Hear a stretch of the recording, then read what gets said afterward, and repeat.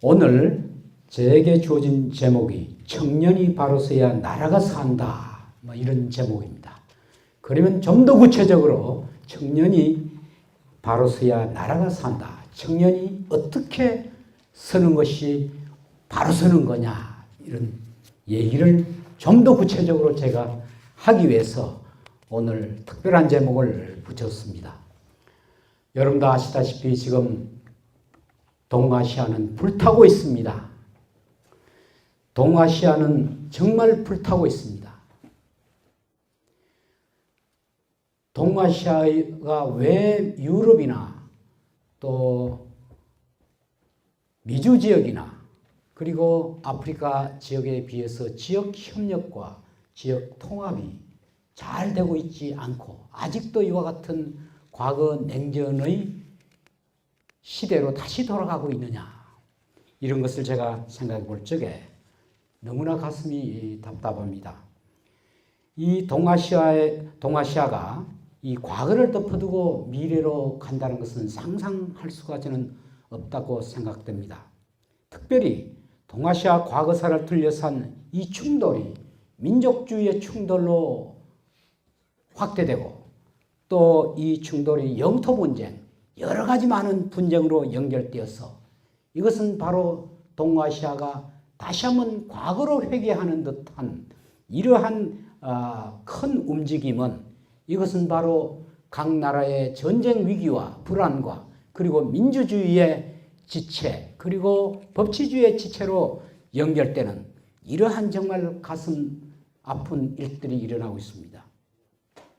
특별히 식민지와 그리고 또한 분단 70년 세기를 맞는 우리 이 한민족 입장에서는 동아시아의 협력과 그리고 평화가 잘 깃들 때 남북한의 평화 통일도 21세기의 분단 체제를 극복하고 이 분단의 강을 건널 수 있으리라고 믿습니다. 그런데 지금 벌어지고 있는 이 동아시아는 과거로부터 아직도 매달리고 있습니다. 그럼에도 불구하고 우리가 과거로부터 바로 해방되어야만이 바로 우리 동아시아는 미래와 그리고 아시아의 평화와 협력을 우리가 가져올 수 있습니다. 그러면 왜 동아시아가 과거로부터 해방될 수가 없었던가?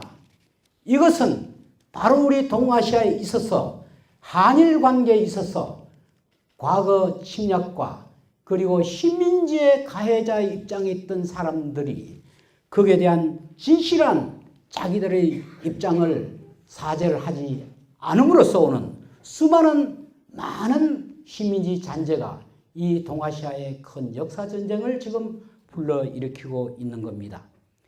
저는 오늘 특별히 오늘 청년들이기 때문에 이 역사 인식이 얼마나 중요하냐, 청년이 바로 선다는 것은 어떻게 하는 것이 바로 서느냐 하는 것이 제 문제 제기에 맨 처음 냈습니다.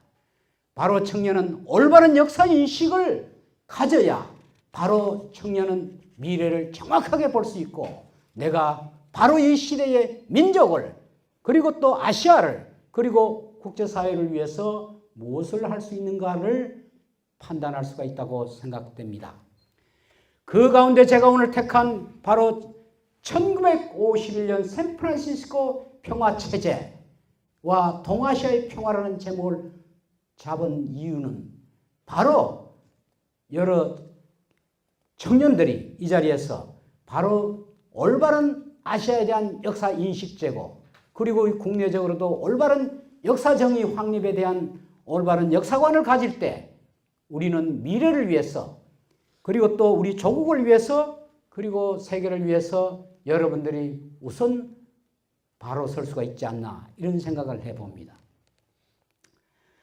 저는 과거에 많은 세계적인 정말 청년 운동가들 가운데 몇 사람을 들겠습니다. 혹시 여러분들 이 앞에 보니까 적십자사 헌혈의 집이 있는데 적십자사의 창시자가 누구신지 아시지요? 앙리두낭입니다. 앙리두낭입니다. 여러분들 알다시피 앙리두낭은 스위스의 사람이에요. 자기의 집안이 대단히 기억가고 훌륭한 그런 출신인데 이 앙리 둔왕이 선대의 유업을 이어받아서 아프리카에서 밀을 심고 그 밀에서 난 밀을 다시 다른 나라로 수출하는 것이 이 앙리 둔왕의 자기 선대의 기업이었어요. 그런데 이 아프리카의 밀 사업을 확장하기 위해서 앙리 둔왕이 아프리카로 갔는데 그 당시에 이 아프리카에 자기가 밀 농사를 지었던 그 지역은 프랑스의 식민지였습니다. 그런데 여태 같으면 거기에 있는 총독의 허락만 맡으면 무난하게 사업을 확장할 수 있는데 이번에는 나폴레옹이 황제가 된 이후부터는 파리로 직접 가가지고 황제의 결재를 받아야 사업이 확정이 된다는 거예요. 그래서 청년 앙리 둔왕은 파리를 방문했어요. 근데 황제가 없어요. 황제가 어디 갔느냐 하니까 저 이태리에 있는 전쟁터에 나갔다는 거예요. 어떤 전쟁터에 나가냐? 이태리에 있는 아주 조그만 마을 솔페리노라는 이 조그마한 전쟁터에 나갔다는 거예요.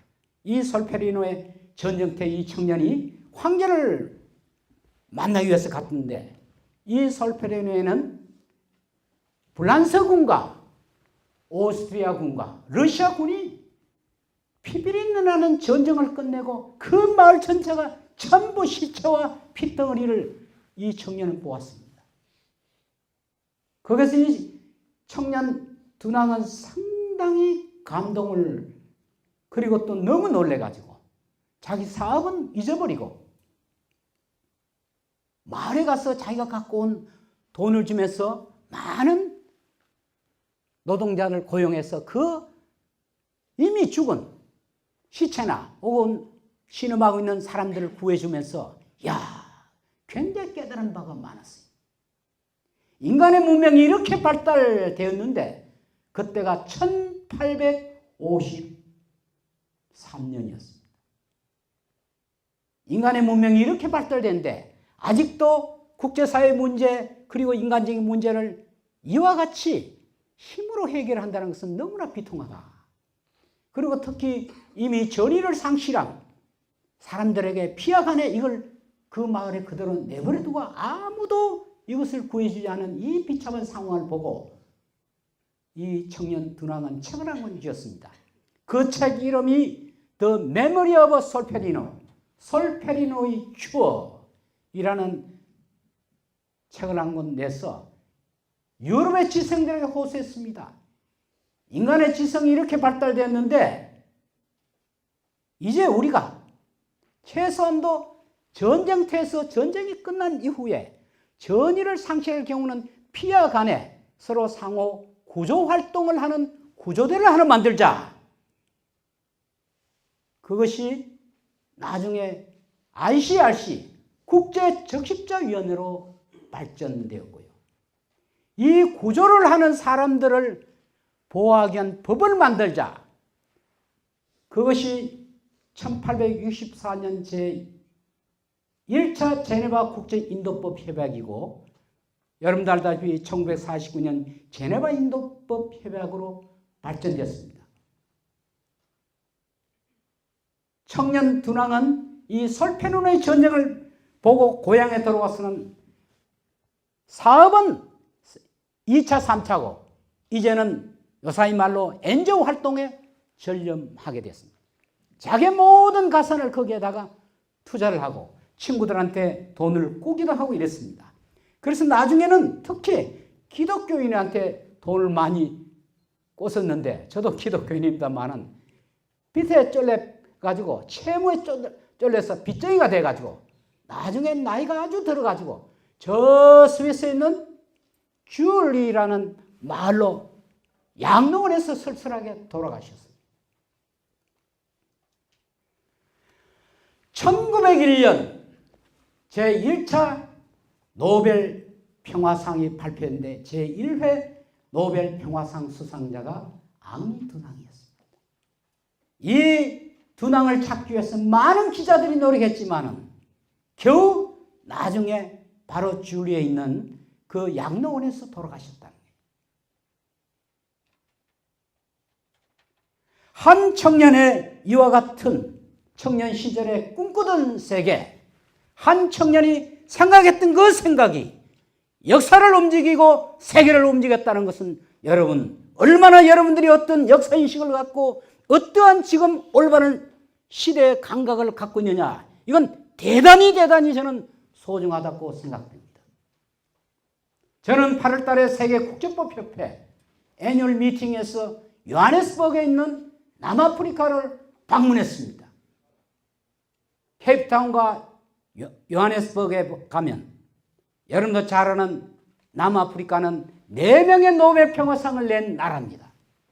거기에 특별히 여러분들이 기억하는 사람은 만델라 그리고 투투 주교를 기억할 겁니다. 이 만델라도 마찬가지입니다. 원래 만델라는 그 지방이 좋은 집안이었어요. 그런데 아버님이 돌아가시고 난 뒤에 요하네스버그 와서 일을 하면서 변호사 사무실에서 일을 하면서 법과대학을 졸업을 하고, 그리고 요하네스버그에서 우연하게 흑인은 통행증이 없이 거리를 지나갈 수 없다.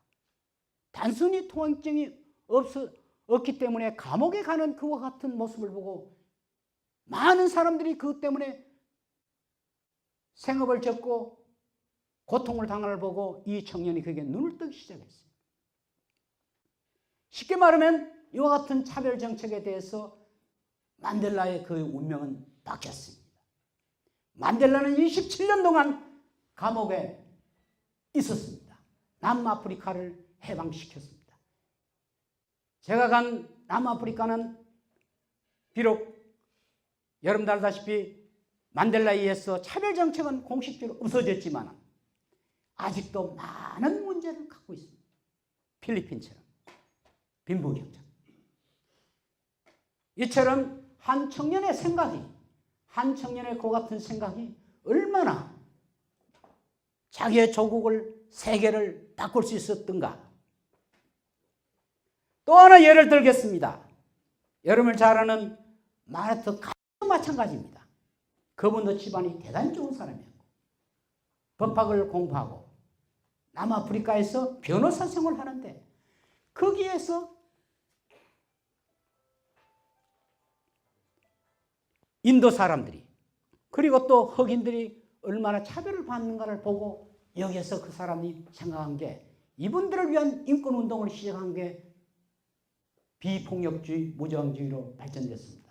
자, 제가 여기 말씀드리고 싶은 것은 바로 청년 시절에 그 청년이 생각하는 자기 조국에 대한 그림, 또 세계에 대한 그림, 역사에 대한 올바른 인식이 자기 조국뿐만 아니라 세계에 얼마나 많은 영향을 끼치고 있느냐. 우리 아시아는 지금 특히 동북아시아는 불타고 있습니다. 지금 동북아시아는 과거로 회귀하고 있습니다. 우리 국내적으로 봐도 굉장히 많은 문제가 지금 도출하고 있습니다. 여러분도 잘 알다시피 남북관계는 꽉 막혀 있고 법치주의와 민주주의 할 것들이 모두가 다 후퇴하고 있습니다. 이제 국민들은 남북관계에 있어서 전쟁 위협에 대해서 지금 무감각하고 있습니다. 오늘 제가 특히 샌프란시스코 조약이 이 역사 인식과 무슨 관계가 있느냐. 바로 첫 단추를 잘못 끼우면 이렇게 많은 문제를 지금 남기고 있는 겁니다. 여러분도 잘 알다시피 1905년 을사늑약, 1905년 바로 가스라테프트 조약으로 인해서 우리는 1910년 한일강제병합조약이라는 이러한 엄청난 결과를 가져요. 그래서 우리는 다시 36년의 각고의 식민지의 고통 속에 있었습니다. 그런데 많은 독립운동가들의 노력으로 조국은 45년 8월 15일 해방이 되었습니다. 그런데 이 해방이 그냥 온 게 아닙니다. 국내에서 그리고 해외에서 많은 독립운동가들이 노력을 했습니다. 여러분이 잘 아는 우리 한국의 조선의 독립을 약속한 최초의 국제문서가 무엇인지 아십니까? 혹시 뭐죠? 예, 헤이거. 1907년 제2차 헤이거 평화회의. 이준 열사가 그와 이휘영, 이상설 세 분이 가셨죠. 제 질문은 최초로 국제사회가 조선을 독립을 약속한 문서가 1943년 카이로 선언입니다. 1943년 카이로 선언에 조선 will be independent and free state in due course, mindful of enslaving 조선 people. 조선인은 노예 상태에 유의하여 조선은 적정한 절차를 거쳐서 자유롭고 독립된 국가가 된다. 2차 대전에 독일의 히틀러와 그리고 일본의 소위 말하는 도조 히데키가 이제 전세가 기울어지니까 연합국의 국가들이 전후에 있어서의 국제 질서를 어떻게 할 것인가 해서 카이로에서 처음 모였습니다. 전후 질서를 걱정하기 위해서. 그것이 카이로였습니다. 1943년 11월입니다. 이집트 카이로에서. 누구는 모였냐? 미국의 루스벨트, 영국의 윈스턴 처칠, 그리고 중국의 장제서입니다. 중국의 장제서, 원래는 스탈린이 가게 돼 있었어요. 그런데 스탈린이 국내 문제 때문에 카이로 선언은 못 가고 그 일주일 후에 테헤란에서 마지막으로 카이로 선언을 마무리할 때는 가겠다. 이렇게 해서 핀치타로 장제서를 미국이 데려간 겁니다. 그럼 미국은 왜 장제서를 데려갔냐? 미국은 이 태평양 전쟁을 빨리 끝내고 싶었는데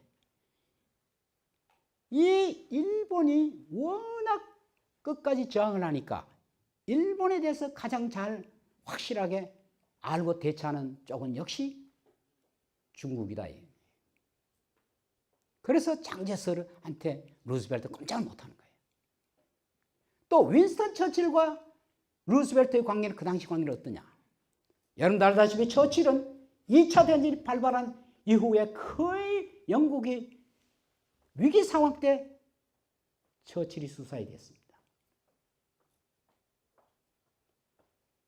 영국의 템즈강에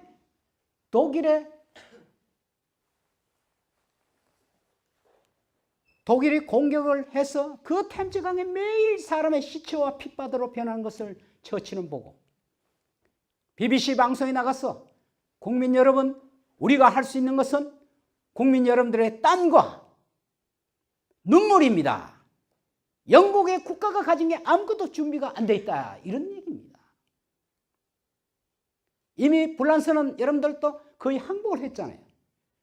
그런데 사르 드골이 단신으로 처칠의 도움을 받아서 영국으로 건너가서 BBC 방송 얘기할 기회만 하면 드골이 받은 거예요. 거기서 드골이 프랑스 국민에게 얼마 전 프랑스 총리가 한 얘기는 저는 인정하지 않습니다. 우리 프랑스 내에서 절대 우리 프랑스인은 항복하지 않습니다. 프랑스 내에는 지금 총리가 말한 그와 전혀 다른 생각을 우리 국민은 갖고 있습니다. 우리는 끝까지 저항할 것입니다. 그리고 많은 저항단체가 지금 일어나고 있습니다. 이 말 한마디 때문에 프랑스의 레지스탕스가 조직이 됐어요. 쉽게 말하면 처칠이 프랑스를 망명정부, 우리나라의 상임시정부 망명정부를 상당히 오랫동안 그 규모도 있고 하지만 여기는 아무것도 없었어요.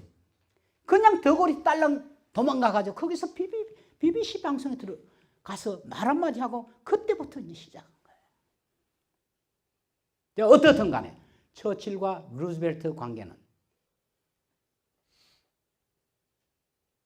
처칠은 미국의 도움이 없이는 도저히 히틀러의 그와 같은 공격에 그냥 무너질 수밖에 없었어요. 이런 상황 속에서 카이로 선언에서 여러분들 알다시피 미국이 2차 대전에 참전하게 됐잖아요. 미국이 왜 2차 대전에 여러분들이 참전한 줄 압니까? 미국은 원래 몰로주의이기 때문에 대외 정책에 있어서 관여를 하지 않는 국내적으로 중립국 법안이 있었어요. 그런데 그 당시 루스벨트가 생각하는 것은 지금 유럽에서 일어나고 있는, 아시아에서 일어나고 있는 이태리의 무소리니, 그리고 일본의 도조 히데키, 그리고 독일의 히틀러가 내거는 그런 파시스무스, 그리고 전체주의, 이것은 미국이 지향하는 자유와 민주주의와 법치주의, 그리고 인권, 이것과 배치된다. 우리는 어떤 형식으로 이걸 그대로 방치할 수 없다. 이런 생각을 가졌지만은 미국 국내적으로 이 중립국 법안 때문에 도저히 미국이 다른 나라의 전쟁에 개입을 할 수가 없는 이런 상황이었어요. 그래서 미국이 자기의 비서였던 존 합스킨을 영국에 보냈습니다. 도대체 자네가 돌아가 보고 영국의 처치라고 하면 일주일 동안 과연 우리가 도와줄 만한 가치가 있는 나라인지 아닌지 조사해보고 오너라. 그래서 존 합스킨이 돌아와서 이거 우리가 도와줘야 됩니다. 도와주려면 미국은 법치주의 국가이기 때문에 중립국 법안을 바꿔야 됩니다. 그래서 루스벨트가 직접 거리에 나가서, 라디오에 나가서 국민 여러분, 우리는 지금 유럽과 아시아에서 벌어지고 있는 자유와 인권과 법치주의와 민주주의를 파괴한 이 파시스무스에 대해서 어떤 형식이든 우리가 이걸 방치할 수 없습니다. 그렇다 해서 제가 국내적으로 있는 우리 미국이 지향하는 중립국 법안을, 법치주의를 무시하자는 건 아닙니다. 우리는 무기라도 대여해야 됩니다. 해서 통과된 법이 무기 대여법입니다. 그래서 미국이 그 무기를 영국에 대여를 하기 위한 소위 말하는 군함이 가는데 그걸 독일의 유보트가 그냥 공격을 한 겁니다. 그래서 미국의 그 배가 뒤집어지고 사상자 나와서 그때는 미국의 여론이 대여 차원이 아니라 미국이 개입해야 된다. 이렇게 해서 미국이 개입해야 됐습니다. 독일이 패전한 원인은 미국과의 관계도 없고 또 러시아하고도 관계했습니다. 어떻든 간에 이 삼거두가 모여서 이 카이로 선언에 조선의 조항이 들어갔다는 것은 최초로 이 전쟁이 끝나면 조선은 Free and Independent State가 된다. In due course. 적정한 절차를 밟는 이 조항이 처음 들어갔습니다. 국제사회가 식민지된 나라를 독립된 국가로 할 거다 하는 이 조항을 처음 딱 보고 루스벨트는 국제정치학자고 교수입니다. 그 사람의 평소 관은 식민지 국가가 바로 독립국가 되는 건 이거 안 된다. 국제연맹 시절 같으면 위임 통치 국가, 그렇지 않으면 유엔 같으면 신탁 통치를 하고 그렇게 가야 자치 능력도 생기고 자연스러운 거다라고 이분의 지론이 그런 지론입니다. 근데 존 합스킨이 그 문장을 처음 했을 때 장제스가 그 조항을 넣었습니다. 그래서 장제스가 넣은 조항을 루스벨트가 보더면 머리를 뜰하면서 이게 장제스가 동의를 했느냐 하니까 장제스가 이 조선의 조항을 넣었다는 거예요. 그러니까 루스벨트가 거기에 대해서 장제스하고 신기를 건드리시니 그냥 둔 겁니다. 그래서 첫 조항은 The earliest moment, 가능한 빨리, 이런 조항이 들어갔는데 루스벨트가 그보다 좀 더 느슨하게 The proper time, 적정한 시기에 이렇게 고친 걸 처칠이 마지막에 화가 굉장히 난 거예요. 이 문서가 어디 아시아의 문서냐? 유럽의 문서는, 유럽의 조항은 아무것도 없고 이 전쟁이 끝나면 차이나는 옛 영토를 회복한다 하는 조항하고 조선은 적정한 절차를 밟아서 독립한다는 이 아시아 문제만 해결하고 유럽 쪽은 아무도 없지 않냐. 윈스턴 처칠이 굉장히 화가 났어요. 그래서 해서 윈스턴 처칠은 그 당시로서는 루스벨트가 그리고 장제스가 동의했다는 데 대해서 어떻게 할 수 없다는 말이에요. 그래서 그 처음에 the earliest 이 말을 the proper moment 그다음 in due course를 아주 더 느슨하게 고쳐버린 거예요. 자, 여러분 이 순간에 제가 제 문제 포인트는 이 조선의 조항 장제스가 조선의 조항을 어떤 곡절로 넣느냐. 여러분 우리나라 독립운동사를 보면 특히 해외에 보면 크게 세 가지 흐름이 있었습니다. 하나는 상해를 중심으로 한 이러한 임시정부 쪽의 독립운동, 하나는 약산 김원봉을 비롯한 소위 어혈단 독립운동, 하나는 사회주의 계열의 러시아의 동국여단. 여러분 잘 아는 김자진 장군 그리고 여러분들 알다시피 그분들이 1920년 초에 정말 성공을 했습니다.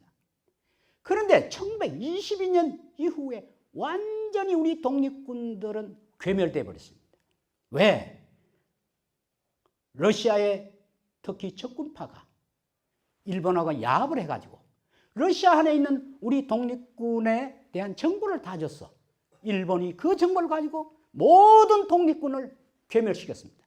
그래서 1922년 이후부터 30년까지 우리 독립운동은 거의 아무 힘도 못했습니다. 상해도 마찬가지입니다. 장제스는 백범 김구 선생을 30년도까지 전혀 상대도 안 했습니다. 말이 임시정부지 백범 선생은 그냥 거지처럼 밥을 구걸해 가면서 하는 그런 노인으로밖에 전략되지 않았습니다. 그런 이 상해 임시정부가 어떻게 다시 카이로 선언에 문구를 넣는데 기여를 했느냐. 제가 오늘 얘기하고 싶은 것은 매헌 윤봉길 의사입니다. 여러분 알다시피 1930년에 상해의 상황은 어땠냐. 상해는 완전하게 일본이 상해를 점령을 하고 상해에 있는 시민들을 여성을 그리고 일반 시민들을 강간하고 폭행하고 해서 상해가 완전히 일본이 점령해 버렸어요. 그럼에도 불구하고 중국은 아무 힘도 못하고 있었어요. 이런 상황에 1932년 조선 청년 매헌윤봉길이 황구공원에서 뭐 도시락 폭탄이다 하기도 하고 물통 폭탄이라 하지만 어떻든 이 투척 사건으로 상해에 있는 일본군 사령관 할 것 없이 19명이 서글이 다 죽어버렸어요. 이것은 장제스에게 대단한 하나의 충격입니다. 야, 중국에는 저렇게 당하고도 어느 청년 하나 애국자 나오지 않은데 조선의 청년 윤봉길이 나와 이걸 보면 조선은 독립을 할 만한 자격이 있는 민족이다. 그때부터 장제스는 백범 김구 선생을 정식으로 자청에서 만났고 약산 김원봉을 만났고 자금을 띄워줬습니다. 그래서 1943년에 카이로 선언에 들어갈 때 백범이 가서 간곡하게 요청했습니다. 이 카이로 선언에 조선의 조항을 넣어달라. 그래서 물론 여기에 대해서는 여러 가지 또 다른 의견이 있습니다. 카이로 선언에 조선의 조항이 들어가게 된 것은 백범의 요청이 아니라 자납스킨이 미국에 있는 이승만 박사의 굉장히 친한 친구이기 때문에 이승만의 노력이 크다 하는 뭐 이런 여러 가지 다른 의견도 있지만은 분명한 것은 매헌 윤봉길 의사의 그 사건이 바로 카이로 선언에 그리고 중국에서 우리 독립운동을 하는데 상당히 많은 영향을 준 것은 사실입니다. 그때 매헌의 나이는 몇 세인지 압니까? 만 24세입니다. 여러분 생각해 보세요. 만 24세. 두 자식을 둔 청년입니다. 이 청년이 농촌운동을 하다가 많은 일제로부터 압력을 받으니까 내가 꿈꾸는 세상은 이런 세상이 아닌데 좀 더 넓은 세상에 가서 일을 하고 싶다. 그렇게 해서 자기 발로 자비로 해서 상해 임시정부에 가서 백범을 만나서 그런 엄청난 역사적인 일을 한 겁니다. 제가 말씀드리고 싶은 것은 바로 청년이 바로 서야 나라가 바로 선다. 청년이 어떻게 서는 것이 바로 서는 거냐. 그것은 올바른 역사 인식과 올바른 시대관과 그리고 그걸 파악을 하고 거기에 따라서 자기가 무엇을 미래를 어떻게 설계하고 디자인할 건가를 간파를 하고 현재 나는 무엇을 해야 될 것인가 하는 겁니다. 여러분 주변을 둘러보십시오. 지금 우리 아시아는 특히 동북아는 불타고 있습니다. 정말 답답하지 않습니까? 1953년 정전협정이 끝난 지가 여러분들 얼마나 됐습니까? 64년 됐어요. 1953년 7월 27일 이 지구상의 정전협정, 휴전협정이 이렇게 장기간 휴전협정도 이 나라입니다. 이 지구상의 분단체제가 71년 되는 나라도 이 나라입니다.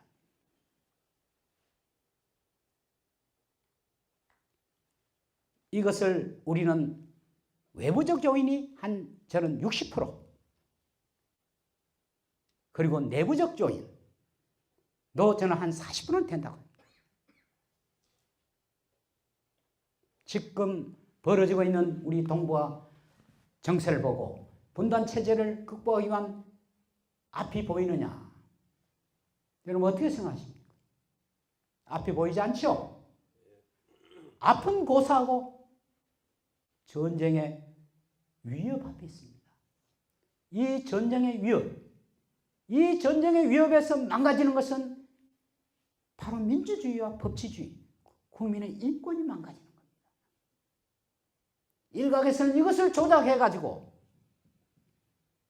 여러 가지 이익을 취하려는 그러한 집단이 있는가 몰라도 이 민족이 가야 되고 이 역사가 가야 될 길은 분명하게 이와 같은 역사전쟁 그리고 민족의 갈등, 남남대화, 남남갈등 이런 거 없어야 됩니다. 바로 여러분들 샌프란시스코 조약가 뭐냐? 제가 조금 전에 말씀드렸다시피 1943년 최초로 조선의 독립을 카이로 선언이 국제사회가 약속을 했습니다. 그리고 45년 포츠담 선언이 재확인을 했습니다. 그래서 그에 이어서 45년 9월 2일 날 40년 9월 2일 날 미조리 함상에서 일본이 정식으로 항복무서에 사인을 했습니다. 그 내용의 핵심은 카이로 선언과 포츠담 선언을 무조건 준수하겠다. 그 안에 뭐가 있죠? Free and independent state in due course. 조선의 독립이 약속됩니다. 물론 중국은 옛 영토를 회복한다. 여러분의 독도 문제도 카이로 선언 어떻게 된 줄 알아요? Japan will be expelled from the old territories by taken violence and greed. 일본은 폭력과 탐욕에 의해서 탈취된 모든 영토로부터 expelled, 축출된다. 그게 독도 문제의 근거입니다. 조금 전에 제가 조선 mindful of enslaving 조선 people, 조선인은 노예 상태에 유의하여 이것이 바로 위안부 문제 근거입니다. 국제사회는 분명하게 조선을 독립시키고 조선인의 인권을 보호하고 조선인의 영토를 회복한다고 약속을 했는 겁니다. 그것이 43년 카이로 선언이에요.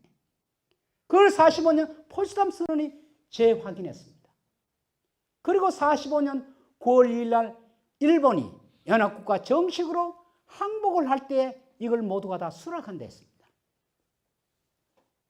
거기에 따라서 여러분들도 알다시피 46년 메가더 사령관이 스카핀 677호에서 독도는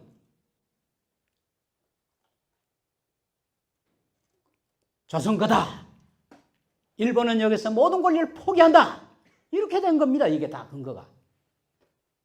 자, 제가 말씀드린 샌프란시스코 조약이 뭐냐 하니까 여러분들 좀 당황스러운데 평화조약입니다. 피스 트리티. 평화조약이라는 것은 전쟁을 법적으로 종결한 게 평화조약입니다. 전쟁을 일시적으로 중단하는 것은 뭐라 했죠? 제가 정전협정이라 해요. 아미티스라 해요. 아미티스. 그럼 평화조약이 왜 그렇게 중요하냐? 평화조약이 체결 이전에 두 나라 사이에 전쟁이 있었으면 계속 워타임, 전시관계가 되기 때문에 외교관계가 수립되지 않고 정식으로 국교가 정상화되지 않습니다. 평화조약, 피스 트리티를 해야 정식으로 두 나라 사이에 외교관계가 수립이 되고 그리고 교류가 되는 겁니다. 쉽게 말하면 51년 9월 달에 태평양 전쟁을 정식으로 법적으로 종결한 조약이 이 바로 샌프란시스코, 왜 샌프란시스코란 말을 썼냐? 샌프란시스코에 있는 오페라 하우스에서 이 조약이 서명됐습니다. 샌프란시스코 평화조약은 샌프란시스코 조약을 통해서 정식으로 태평양 전쟁이 법적으로 종결이 됐습니다. 이 이후에 미국과 일본 간에 정식으로 엠버셔더 외교가 외교관이 서로 교류가 되는 거예요. 그래서 일반적으로 여러분들이 피스 트리티, 평화조약을 이러면 핵심이 전쟁을 법적으로 종결하는 것, 이게 가장 큰 기능이고요. 세 가지 기능이 있습니다. 전쟁을 법적으로 종결해서 전시 상태를 평시 상태로 바꾸는 게 첫 번째 기능이에요. 두 번째 기능은 디플로매틱 노멀리제이션, 외교 관계를 정식으로 회복하는 것. 전쟁을 법적으로 종결하고도 외교 관계를 회복을 하지 않는 나라도 많습니다. 이런 저런 것이 맞지 않아가지고요. 세 번째 기능이 오늘 제일 중요합니다. 전시 중에 일어나는 여러 가지의 문제를 처리하는 것이 핵심 요청이라는 게 세 번째 기능입니다. 전시 중에 어떤 문제가 일어날까요? Territorial issues, 영토 문제, war crime, 전쟁 범죄 문제, compensation, 손해배상 문제, war prisoners, 포로 문제이죠. 샌프란시스코 평화조약이에요. 평화조약. 여러분들 평화조약은 양자조약입니다. 소위 말하는 전성국가가 있고 패전국가가 있는 겁니다. 패전국가는 스페인, 일본이고 전성국가는 어디죠? 48개국이 전성국가입니다. 그런데 이 48개 전성국가 안에 가장 태평양 전쟁의 피해자였던 조선인과 타이완인은 들어가지를 않았다는 거예요. 이게 오늘 제 얘기의 핵심입니다.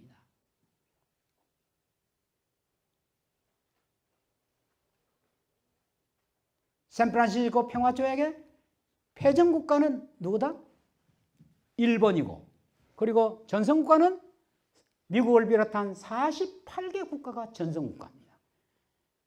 이 전성국가로 인정받은 나라가 정식으로 일본에게 손해배상도 청구하고 모든 권리를 다 주장할 수 있는 거예요.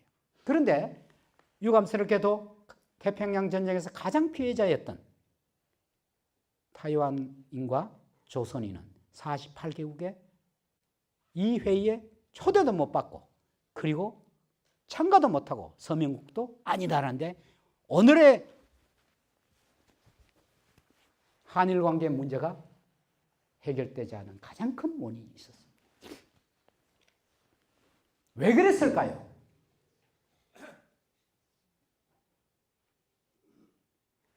샌프란시스코 조약에 보면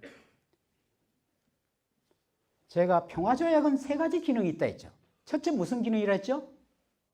전쟁을 종결하네, 법적으로. 그럼 평시관계가 되는 거예요. 그러면 사람들이 만나도 간첩행위가 되지 않아요. 두 번째는 국교 정상화. 세 번째는 전후 처리, 전쟁 중 문제 해결. 이 3가지가 들어가야 되는데 이 평화조약은 첫 번째, 두 번째는 잘 들어간데 우리 조선인에게 가장 핵심적인 세 번째 문제에 대해서 제대로 처리가 되지 않았다. 이 평화조약에 볼 것 같으면 첫 번째, 두 번째, 특히 첫 번째, 두 번째 문제 아예 우리는 48개국 손해배상을 청구하는 나라에서 우리는 빠져버렸다 이런 얘기예요. 왜 빠졌을까요?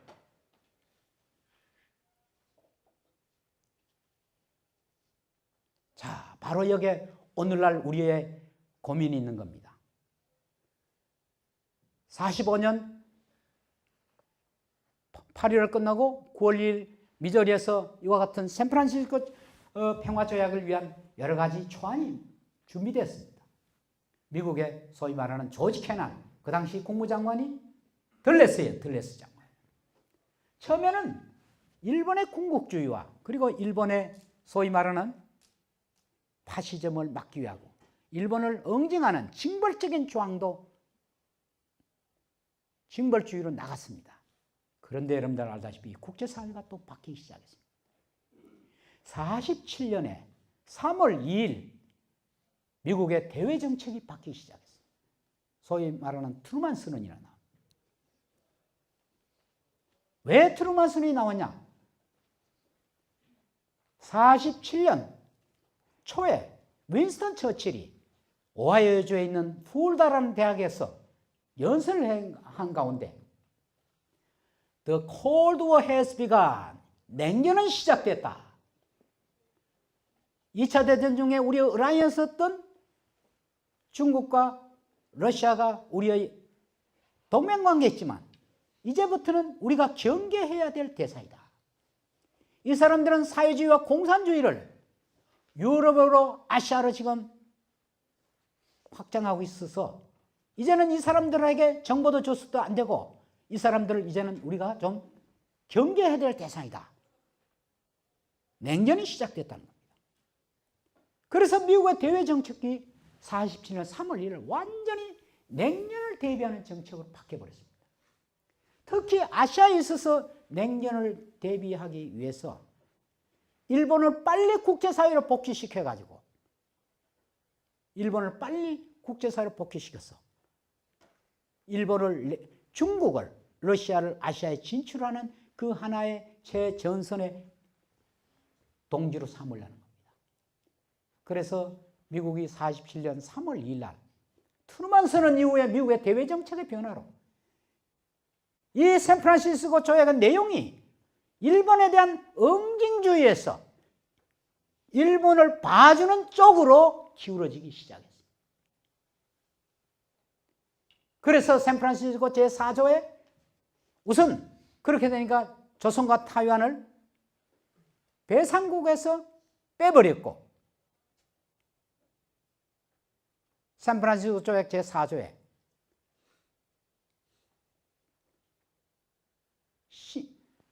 태평양 전쟁이 끝나자 식민지 지역에서 분리된 할지로서 타이완과 조선은 분리했습니다. 할지로 된 지역이 전쟁 중에 이번 피해는 어떻게 하냐? 그것은 일본과 양자 간의 협의해서 해결하라. 이것이 1965년 한일협정 체제입니다. 샌프란시스코 조약 제4조는 종전, 전쟁이 끝나자 일본으로부터 분리되는 지역으로 우리 조선과 타이완은 분리돼 가지고 이 나라는 일본과 양자협정을 통해서 해결하라 하는 그 근거에 의해서 1965년 체제가 마련된 거예요. 그런데 여러분들 여기에 무서운 게 있습니다. 제4조는 그러면 조선은 일본으로부터 전쟁이 끝나자 분리되는 지역으로 취급된다는 것은 과거 식민지가 합법이라는 걸 전제로 하는 겁니다. 바로 샌프란시스코 조약은 식민지, 일제 식민지가 36년이 합법이라는 걸 전제로 하는 겁니다. 제4조가 바로 그런 겁니다. 바로 그런 근거 때문에 65년은 바로 한계가 있다는 겁니다. 그래서 여러분 알다시피 일본이 지금도 65년 협정에 의해서 한일 관계에서 모든 문제는 다 끝났다. 65년 협정 기본조약 2조 1항에 그 주장을 하고 있는 겁니다. 자, 제가 다시 한번 말씀드립니다. 1951년 샌프란시스코 조약은 태평양 전쟁을 종결하는 법적으로 종결하는 평화조약입니다. 평화조약의 세 가지의 기능, 전쟁의 종결, 국교 정상화, 그리고 전쟁 중에 있었던 문제 해결, 이 세 가지 가운데 첫 번째, 두 번째는 명시됐지만 세 번째, 전쟁 중에 있었던 문제 해결, 손해배상, 전범 처리, 영토 문제, 이 문제에 대해서는 이 미국의 대외 정책의 변화로 애매모호하게 처리됐어요. 특히 손해배상 부분도 1947년 연합국과 이태리와 맺은 조약에 비하면 우리는 손해배상 조약도 단 하나밖에 없어요. 14조. 거기에는 27개 조항이 있고 현금으로, 현물로 굉장히 엄격하게 이렇게 다 집행이 됐고 전범도 엄격하게 처벌을 했고요. 우리는 손해배상도 현물로 취급되지 않고 용역으로 서비스로 다 떼어버려요. 포기를 하든 그런 식으로 다 처리해요. 영토 문제도 애매모호하게 처리했기 때문에 오늘날 독도 문제가 저렇게 지금 한일 간에 지금 남아있는 겁니다. 그게 딱 부러지게 샌프란시스코 조약 제2조 1항에 넣었으면 괜찮습니다. 샌프란시스코 조약 제2조 1항에 보면 그게 독도에 관한 조항입니다. 샌프란시스코 조약은 9번 초안이 있었는데 5번까지는 독도는 한국 거다 이렇게 되는데 6번째 일본 거다 이렇게 나오는데 영국과 오스트리아가 이의를 제기했어. 7번, 8번, 9번째는 현재처럼 한국 것도 아니고 일본 것도 아닌 애매모호하게 처리된 거. 이것이 오늘날 독도 문제가 한일 간의 역사전쟁의 시작입니다. 자, 다시 한번 샌프란시스코 조약은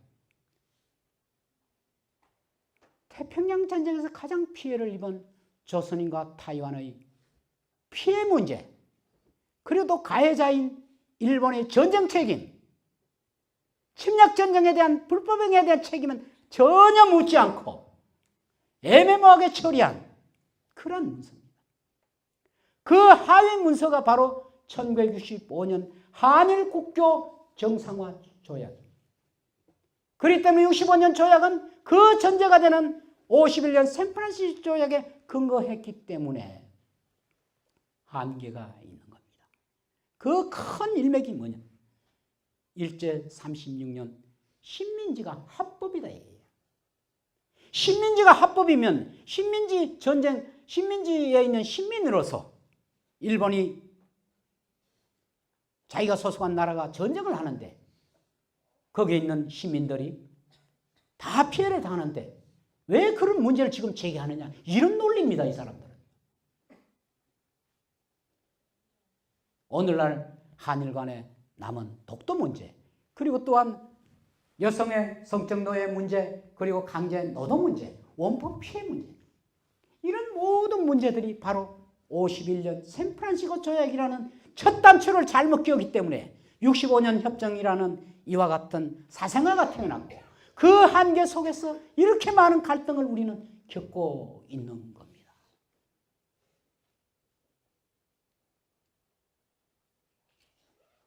여러분 생각해 보십시오. 우리가 지금 현재 상황이 어떻습니까? 현재 상황. 샌프란시스코 51년 조약이라는 것은 냉전을 대비한 체제 아닙니까?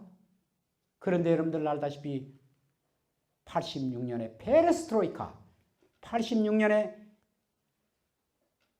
베트남의 도이모이 정책, 89년 베를린 장벽이 무너지고 90년 독일이 통일이 됐습니다. 세계는 탈냉전으로 다 돌아가고 있습니다.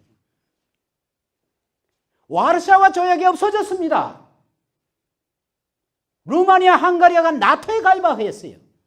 이런 상황 속에서 왜 아시아는 다시 샌프란시스코 체제 같은 냉전 질서로 다시 돌아가느냐? 이것을 여러분들이 확실히 알아야 돼요. 이것은 바로 미국이 또다시 아시아의 기득권을 다시 한번 지기 위해서 신냉전 구조를 지금 만들고 있는 겁니다.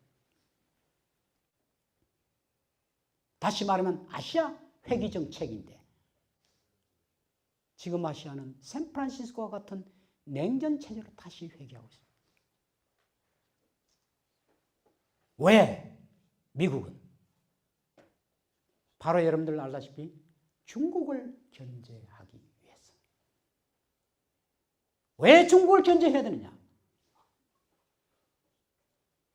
여러분, 세계 GDP가 1번이 미국, 2위가 일본, 3위가 중국이었는데 2010년부터 순위가 2, 3위가 바뀌어버렸어요.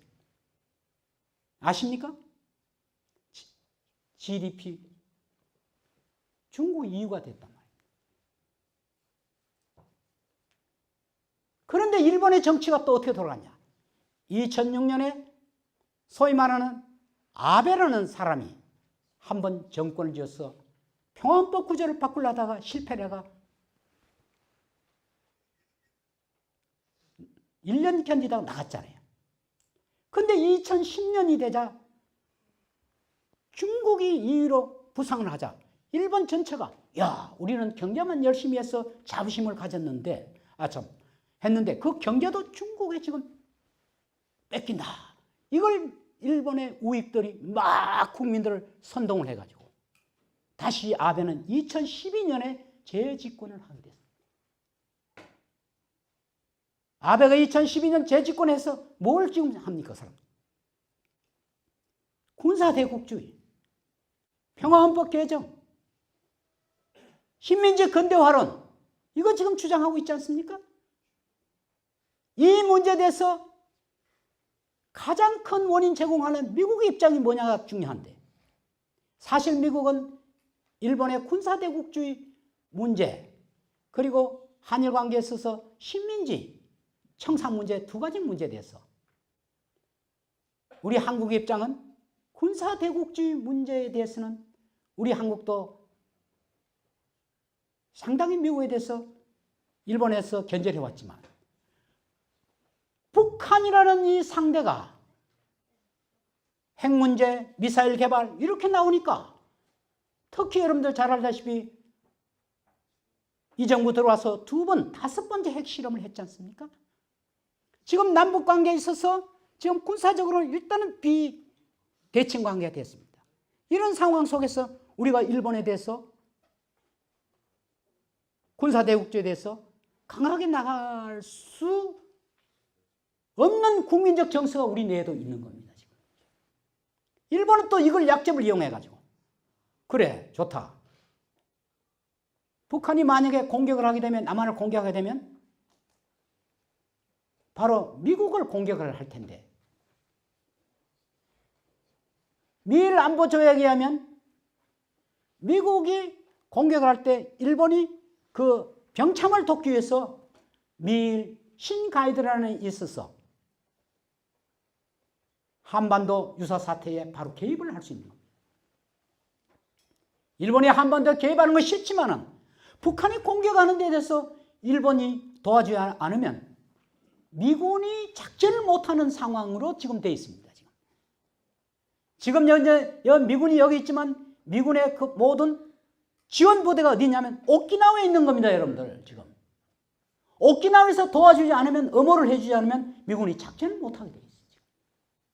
그러니까 그걸 가지고 일본은 지금 협박을 지금 하고 있는 거예요. 그래서 우리가 군사대국주의 문제에 대해서 애매모호한 입장을 지금 취하고 있는 거예요.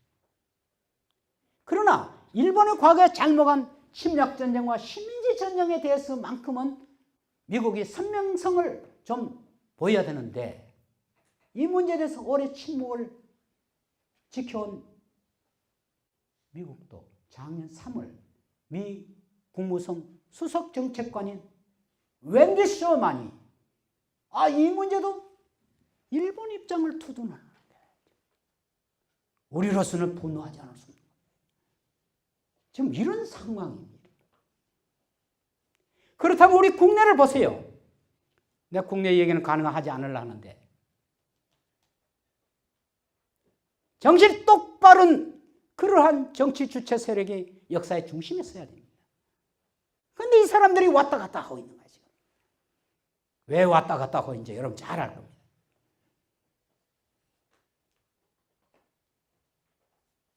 상황이 여러분들이 간다는 건 아니죠. 그렇죠? 자, 제 결론은 모든 원인은 역사의 첫 단추를 잘못 끼울 때 엄청난 파장과 결과를 가져오고 있다. 오늘 우리는 이 아시아는 역사전쟁을 지금 치르고 있는 겁니다. 유럽에는 유러피언 유니언, 비록 영국이 브렉시트를 해서 내년 전부터 나가겠다는 협상을 하겠다 하지만, 그러나 EU는 28개국입니다. 크로아티아가 맨 마지막이죠. 거의 연방 수준으로까지 가고 있습니다. 화폐도 동일하고요. 아프리카는 OAS, 아프리카 통일기구를 해서 지역협력이 잘 되고 있습니다. 남미, 북미는 미주 연합해서 협력이 잘 되고 있습니다. 세계의 부를 40% 이상 갖고 있는 이 아시아 지역, 특히 한국, 중국, 일본, 이 동북아 이 지역, 경제적으로나 문화적으로나 교육 수준을 봐서 이 우수한 지역에 있는 이 중심이 되는 이 나라 사이에 이 세 나라는 과거가 남긴 그 유산 때문에 과거에 얽매서 과거로부터 해방되지 못하면 이 과거의 전쟁 때문에 민족주의의 충돌을 가지고 이 민족주의 충돌이 영토 문제, 여러 가지 문제를 가져왔어. 이것을 국내적으로 또 이용하는 사람들이 민주주의와 법치주의와 자유와 인권을 지금 침해하는 이런 현상이 일어나고 있습니다. 그러면 이와 같은 문제를 어떻게 해결을 해야 될 것인가? 저는 국가주의에만 맡겨서는 안 된다, 이렇게 생각합니다. 국가주의에만 맡겨서는 안 된다. 지금 아시아에 있는 일본을 비롯한 아시아의 모든 지도자들, 미국을 포함해서 그 사람들의 사고는 기득권을 고수하려는, 과거를 이용하려는 그런 사고를 가진 사람들 때문에 결과적으로 그 국가의 이기주의에만 맡겨서는 문제 해결이 안 된다. 결국 어떻게 해결해야 되냐? 저는 시민들이 피플이 나서야 된다. NGO가 나서야 된다. 정부도 열심히 노력해야 되지만 비정부 부분에 있는 사람들의 이 강한 여론을, 건강한 여론을 일으키고 국제적인 네트워크를 만들어서 자기가 소속한 정부를 압박해서 올바른 방향으로 갈 수 있도록 나는 해야 된다. 그래서 이 시민적 가치, 시민성의 가치, 이것을 훌륭하게 살리는 길이다. 저는 이렇게 생각합니다. 조금 전에 제가 말씀드렸듯이 청년이 바로 서야 된다 하는데 어떻게 서는 것이 바로 서느냐? 청년이 바로 서는 것은 바로 청년은 현재 역사가 어디로 가고 있는가? 시대 정신이 어디로 가고 있는가? 하는 올바른 역사관, 올바른 시대관, 여기에 대한 확고한 생각을 하고 거기에 따른 미래와 자기 조국에 대한 그림을 그리고 실천을 할 때 저는 그것이 청년이 바로 서는 길이고 그것이 실천이 될 수 있다. 제가 좀 전에 얘기했듯이 대한 적십자설을 창설한 앙리 두낭도 그랬고 마르트 간디도 그랬고 남아프리카를 인종차별에서 해방시킨 만델라도 그랬습니다. 이와 같은 청년들은 청년 시절에 자기들이 생긴 그 의문을 단순히 흘려보내지 않고 그것을 실천되는 그러한 나라를 꿈꾸고 실천하고 노력을 하는 가운데 자기 조국뿐만 아니라 인간 사회를, 국제 사회를 변화시킨 게 아닌가. 오늘 여기 계신 여러분들도 저와의 만남은 대단히 저는 여러분들을 만나서 대단히 소중하게 생각합니다. 저희 강의를 통해 가지고 여러분들이 지금 청년 시절에 어떠한 생각을 하느냐 하는 올바른 역사관, 올바른 시대관, 올바른 인간관을 가짐으로써 여러분이 꿈꾸는 사회는 우리 세대보다도 훨씬 더 나은 그러한 세상을 만들어야 되지 않을까요? 지금 여러분 둘러싼 이 아시아는 지금 과거로 회귀하고 있습니다. 냉전 시대로 다시 회귀하고 있습니다. 샌프란시스코 체제로 다시 회귀하고 있습니다. 이것을 이웃 국가만 탓할 게 아니라 바로 우리에게는 책임 없는가 반성해야 됩니다. 우리가 역사의 주체를 똑바로 세웠느냐? 바로 결정을 누가 하느냐? 이렇게 생각해 볼 적에 여기 계신 여러분이나 우리에게도 책임이 있지 않냐? 이렇게 생각합니다. 제 강의는 여기 마치고 질문을 받겠습니다. 감사합니다.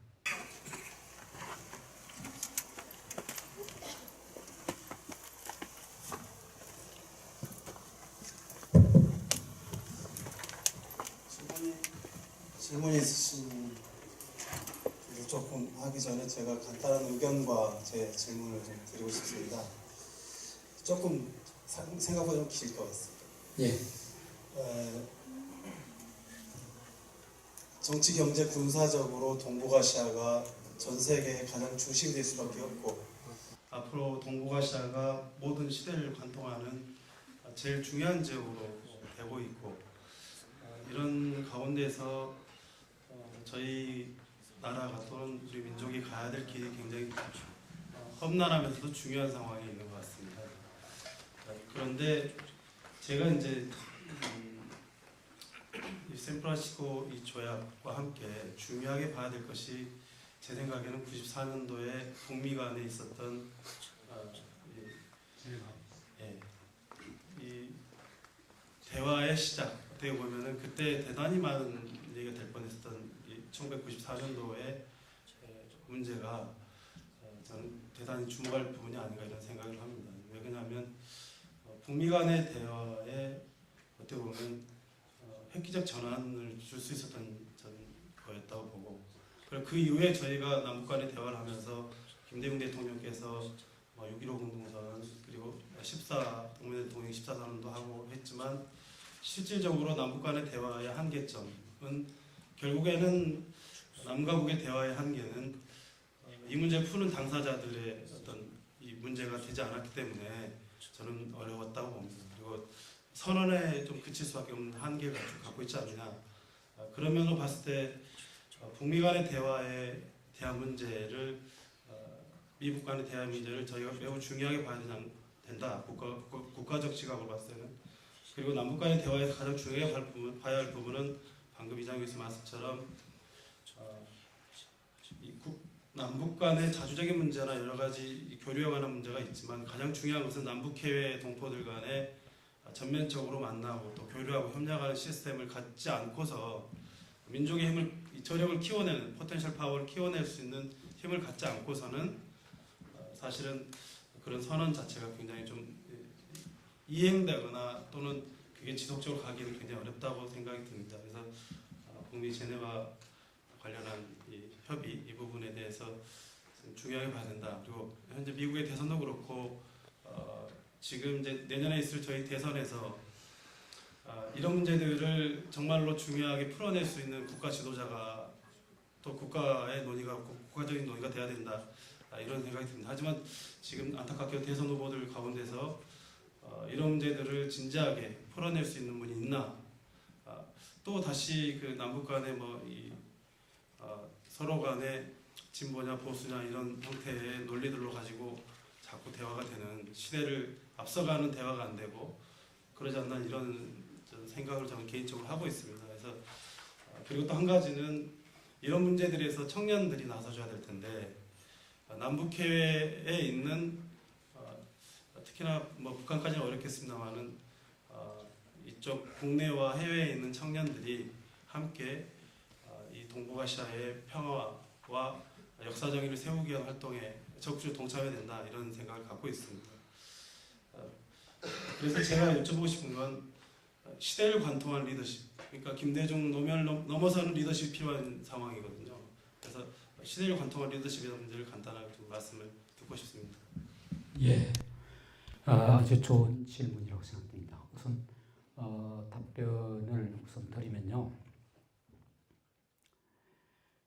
시대를 관통하는 정신이다. 저한테 딱 문다면 얼마 전에 제가 어느 인터뷰에서 얘기했는데 우분투 정신이다. 이것은 제가 남아프리카의 만델라의 정신. 쉽게 말하면 너가 있음으로써 내가 있다. 너가 있음으로써 내가 있다. 더불어 같이 사는 사회. 이것이 만델라의 정신이더라고요.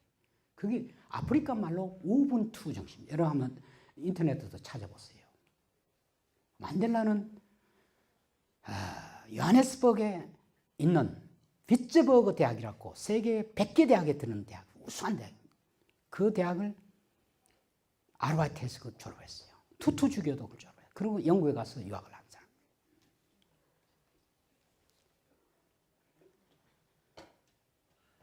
저는 만델라 정신이라는 것은 진실과 화해 정신, 관용 정신이에요. 제가 과거에 제가 독일에서 유학을 했는데 아시안웨이, 아시아의 길, 아시아는 아시아의 길로 가야 된다 하는 게 제 관심상. 그러면 아시아의 길의 스피리트가 뭐냐? 토러런스, 관용이더라고요. 그렇다 해서 무조건 관용이, 원칙 있는 관용이어야 돼요. 이 아시아가, 제가 법학을 뭐 40년 동안 공부를 해요. 모든 문제를 법으로만 다 해결이 되느냐? 저는 그렇지 않고요. 쉽게 말해 진실화해위원회라는 게 우리나라에도 있지 않습니까? 화해는 반드시 진실, 정직하게 사실을 일단 인정을 하면 그걸 용서를 해주고 화해를 해야 되는 거예요. 근데 한일 관계에서 진실을 인정을 하지 않는 거예요. 위안도 문제에 93년 고노다마, 95년 무라야마 다마. 그걸 지금 아베가 다 뒤집고 있잖아요. 작년 10월 달에 자민당 직속으로 어떤 게 생겼냐? 일본의 역사와 미래를 생각하는 모임, 사실은 역사 검증지구입니다. 과거에 자기 선배들이 일본이 잘못했다, 못했다, 이거 전부 뒤집는 거예요. 동경재판도 다 뒤집고. 작년 12월 28일 한일 간의 합의. 저는 그 합의 자체 무효화시켜야 된다는 얘기죠. 설사 그런 합의조차도 합의를 해놓고 바로 돌아가가지고 딴 얘기를 하는 거예요. 그래서 저는 정말 생각이, 제가 통일교육협의회라고 여러분 들어보셨습니까? 김대중 대통령이 98년 취임을 해가 이 악법을 바꾸기 위해서 제가 국가보안법 폐지를 위한 많은 글도 쓰고 논문도 쓰는데 그때 완전 폐지론자 있고 7조 폐지론자가 있었어요. 저도 그때 청년이기 때문에 완전 폐지. 완전 폐지 7조. 건드리지는 못하고 그냥 내려. 여러분 생각해 보세요. 김대중 대통령이 어떻게 해서 DJP 연합을 했는가? 쉽게 말하면 그 JP라는 그 당시에 자민련을 누가 찾아갔냐면 한광욱 씨가 찾아갔어요. 그분이 나한테 한 얘기예요. 왜 내가 그분을 잘 아냐면 김대중 대통령이 통일에 제 전공이 사실은 제가 통일운동을 직접 현장에 하고 있습니다. 법을 바꿀래 도저히 안 되니까 두 가지를 딱만. 조직으로서는 민화협을 만들었어요. 민족화해 범국민협. 그 정관을 제가 만들었어요. 그 당시 민주당에는 서른과 한광욱이 파악이 됐어요. 지금도 내가 그게 의장의 한 사람이에요. 그건 남남이 다 들어옵니다. 자유총연맹부터 시작해가. 내가 97년에 나느냐 통일세대, 여러분 SNS 한번 쳐보세요. 혹시 나를 기억한 사람이 있어요? 나느냐 통일 1세대라는 아동 통일 교육서를 써서 월간조선과 6년 동안 소송을 했습니다. 그래서 1심, 2심, 3심가 다 무죄를 받은 사건이에요. 그게 지금 우리 민주인사들이 지금 소송하는데 아주 소장의 근거로 지금 쓰여요. 나를 고발했던 사람들이 그게 다 민화협 다 들어왔어요. 민화협을 만들어서 98년 얼마 있다가 금강산을 가는데 나를 직접 그렇게 고발하고 나를 그렇게 했던 사람이 금강산 같이 올랐는데 밑에서 손을 잡아달라더라고. 그래도 만나야 되는 거예요. 이 민족이 갖고 있는 이 갈등이라는 것은 개인의 문제가 아니에요. 수많이 우리를 둘러싸고 있는 이런 어떤 문제로 구조적인 갈등. 민화협을 만드는데 제가 하나, 그 당시 98년 김대중 정부가 바로 그런 의지가 있어요. 그게 만들어져요. 남남대화. 그 모델이 뭐냐? 타이완과 메인 차이나와의 관계, 해기회와 해협회. 지금 여러분들 중국하고 타이완이 정치적으로 어떤 데 긴장이 돼도 계속 교류가 왔다 갔다 하죠. 그것은 이 민화협과 같은 조직이 양쪽에 다 있는 겁니다. 약간 정부가 약간 관여하면서 뒤에서 있으면서 대화를 시킵니다.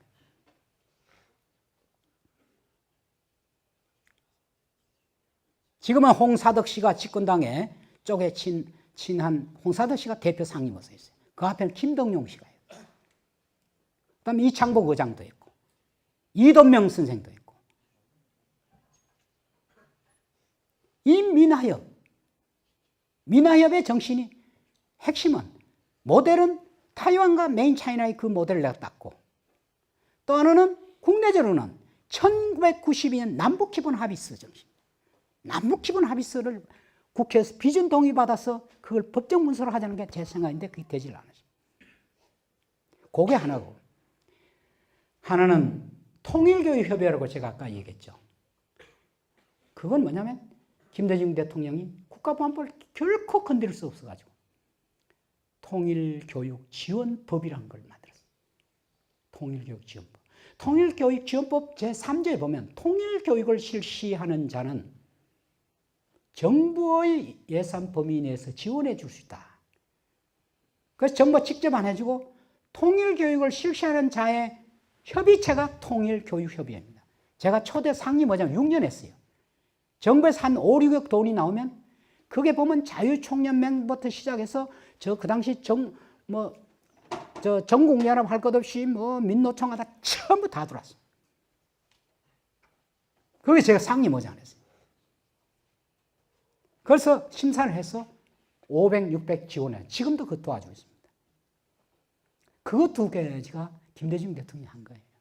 다른 걸 건드릴 수 없더라고. 제가 DJP 연합 얘기를 하는 게 여러분들 이거 꼭 아셔야 됩니다. 김대중 대통령이 DJP 연합을 안 하면 정권을 잡을 수가 없었습니다. 한강호 씨가 찾아갔어요. 어떤 약속을 한지 여러분 알죠? 내가 대통령이 되면 1년 내에 내가 헌법 개정을 해서 내각 책임제를 하고 대통령 내가 하고 총리는 당신이 한다. JP 당신이야. 그래서 말은 내가 대통령이지만 실권은 당신이 쥐고 있어. 그래서 JP가 한다. 근데 1년 내에 헌법 개정했습니까? 삐져가지고 나갔죠. 그러나 누가? 박태준 들어오고 이한동 들어오고 이렇게 나왔지 않습니까? 그렇기 때문에 그게 정권이 가능한 거야. 그래서 우리 민주진영이 한문 정권을 잡은 겁니다. 노무현, 제가 소파 개정, 한미 주둔구지 협정 국민연대 상임대표입니다. 현재. 책도 제가 한 10권 정도 썼어요. 환경규정, 형사관할권. 2002년에 여러분들 알다시피 효순이 미선이 사건이 있었어요. 여러분 기억나십니까? 젊은 세대는 잘 모르실걸요? 이 바람이 대단했습니다. 대단했어요. 형사사건이 났으면 1차적 관할권이 있는 나라를 하더라도 상대방에서 그것을 요청을 하게 되면 특별한 일이 없는 내주게 돼 있어요. 그런데 효순이 미선이 사건이 있기 전까지 여러분들 잘 알다시피 소파의 형사관할권을 보면 공무 중에 일어난 범죄는 무조건 미국이 1차 형사관할권이에요. 그러나 공무 아니고 뭐 업무 끝나고 난 뒤에 사적으로 술 먹으러 가서 사건이 생기면 그거는 접수국가인 한국이 형사관할권이에요. 그런데 그것이 밀리터리 트레이닝, 그때 장갑차에 깔려 죽었죠. 그렇죠? 그게 공무 중이란 말이야. 공무 중에 일어난 범죄이기 때문에 미군이 형사관할을 까졌는데 그건 맞는데 그 재판 결과가 무죄였습니다. 무죄. 그게 국민들이 굉장히 분노를 했어요. 소파 규정에 보면 설사 1차적 관할이 있다 하더라도 상대방이 하는 처사가 지극히 못마땅하고 잘못될 때는 그 관할권 포기를 요청을 하면 저쪽이 주게 돼 있다고. 그때까지 우리 정부는 한 번도 1차적 관할권이 상대방 가지면 한 번도 요구한 적이 없더라고. 우리가 1차적 관할권을 가질 때는 저쪽이 요구하면 무조건 다 내줬더라고. 국민들 굉장히 분노하는. 이 효순이 미선이 사건이 노무현 정부의 소위 말하는 색깔론에 미국이 우리의 우방이긴 하지만은 그러나 미국도 미국의 자국의 이익을 위해서는 잘못하는 것도 있다라는 이런 그 일반적인 인식이 있었어요. 그래서 그 노무현 정부가 탄생한 배에는 그런 것도 있습니다. 물론 광주에 강한 뒷받침이 있었기 때문에 그 1차 증언입니다. 자, 그럼 아까 하신 말씀, 이 시대를 관통하는 이 역사의 주체에 정말 제대로 된 사람이 서야 이 나라가 이렇게 뻗쳐난단 말이에요. 나는 그렇게 생각합니다. 현재도 미국이 샌프란시스코 체제로 돌아가려고 일본하고도 어쩌고 손을 잡고 지금 중국을 견제하기 위해서 지금 신냉전 구조를 만들고 있습니다. 그렇다 하더라도 결정권을 쥔 우리 당국이 제대로 된 남북관, 시대관, 역사관을 갖고 있다면 우리가 강하게 그걸 요구를 한다면 우방인 미국이 우리 말을 듣습니다. 여러분 혹시 그거 기억하시나요? 2000년 6.15 공동선언이 났을 때 김대중 대통령이 6.15 선언하는데 공항에 나와서 도착해가 임동원 장관이 바로 미국으로 갔지 않습니까? 왜 갔던 줄 알아요? 사실은 미국하고 상의를 안 한 부분이 많이 있었어요. 미국 화가 이만큼 난 거예요. 가서 엑스큐스 하러 간 거예요. 그런데도 미국이 못 믿다가 다시 올브라이트가 다시 와서 너희들끼리 얘기하는 건 좋은데 핵 문제하고 미군 문제 이건 우리하고 상의해서 해라. 이렇게 된 겁니다. 여러분 지금 생각하는 이 핵 문제 모범 답안은 이미 나왔습니다. 아까 94년 제네바 핵 합의서도 그렇고 2005년 9.19 공동선언이라고 있습니다. 식스파티 토크 6자가 모인 자리에서 북한은 핵을 동결하고 미국은 북한에게 체제 존립과 경제적인 지원 이걸 약속을 했어요. 그리고 그 6항에 보면 concurrently implementation 이것을 행동 대 행동 동시이행 원칙이 있었어요. 근데 동시이행의 원칙을 미국이 지키지 않았습니다. 그게요. 미국이 지키지 않았어요. 그것이 모범 답안이었습니다. 지금 핵 문제에 대해서 지금 여러분들 아시죠? 미국 측에서 요구하는 게 선 핵폐기 아닙니까? 후 평화협정 협상하이죠. 근데 북한은 동시에 하자는 거죠, 지금. 근데 이 문제에 대해서도 우리 당국이 나서가지고 동시에 같이 하자라고 강하게 미국을 하면 되는 겁니다, 이게.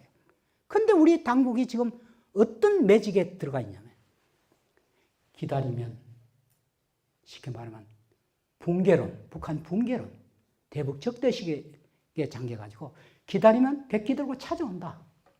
기다리다 보니까 이 정부 들어와가지고 4번이나 핵심을 해버렸어요. 참 암담한 일이죠. 암담한 일입니다. 이게 개인의 어떤 무슨 미신에 끌렸는지 그건 잘 모르겠습니다만 지금 이 상황이 이렇습니다. 그래서 아까 질문에 답한다면 이 시대를 이끌어갈 수 있는 그런 어떤 관통하는 리더십의 정신은 뭐냐? 저는 민주주의와 우리 조국의 평화통일에 대한 확고한 신념과 의지와 실천 능력을 가지고 그리고 우분투 정신, 진실과 화해, 관용 이런 정신을 가진 통합의 리더십을 발휘할 수 있는 그런 것이 아니겠냐. 여러분 간디는 결국 어떻습니까? 자기를 지지하는 사람에 의해서 결국 그 사람이 죽었죠. 그렇죠? 자기 몸을 던졌습니다. 제가 조금 전에 윤봉길 의사가 24세에 처자식을 뒀습니다. 딸을 둘이 뒀습니다. 황구공원에서 그 한방에 소위 말하는 도시락 폭탄이 1943년 카이로 선언의 조선의 독립을 들어가게 된 그 계기예요. 그 전까지만 해도 우리 독립운동가를 백범이 만나줄도 않았어요. 그 사건이 있고 난 뒤에 우리 중국 민족은 저렇게 당하고도 한 사람도 한 청년도 자기 조국을 위해서 몸을 던지는 사람이 없냐. 이렇게 못난 민족이냐. 저 조선의 청년은 24살 나이에 처자식을 둔 사람이 스스로 제 발로 중국, 러시아를 거쳐와서 상해 임시정부에 들어와가지고 중국 사람들을 그렇게 모독하고 상해를 완전히 점령한 군사령관을 포함한 18명을 그냥 황구공원에서 압살시켜버린 거예요. 뭐 답변이 되는지 모르겠습니다. 예. 자, 또 여러분들이 뭐든 좋습니다. 예.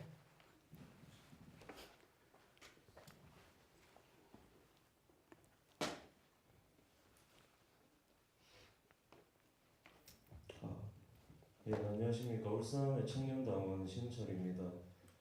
최근 들어 동북아의 평화를 이제 흔드는 변수들이 계속 부상하고 있는데 그중 하나로 역시 일본의 우경화를 꼽을 수 있겠습니다. 2012년에 돌아온 아베가 이제 오바마 정권의 지지를 믿고 11개 안보 법안을 이제 야당들의 반대에도 불구하고 통과시키고 해석을 변경하고 새로운 미일 방위협력 지침을 통과시켜서 자위대 행동 반경을 이제 전 세계로 확대하는 등 노골적으로 이제 우경화를 강화하는 게 이제 우리 안보에 이제 굉장히 심각한 문제로 대두되고 있는데 박근혜 정부는 지금 이게 굉장히 무능하고 뭘 제대로 하는 게 없다고 생각합니다.